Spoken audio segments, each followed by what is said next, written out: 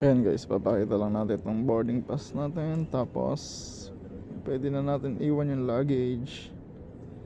Hanay lang tayo. Ang dami pa nakapila sa Paris. Paris Ori. Let's go. Tapos na ako dun sa pag check-in ng luggage. Pupunta naman tayo sa immigration. Let's go.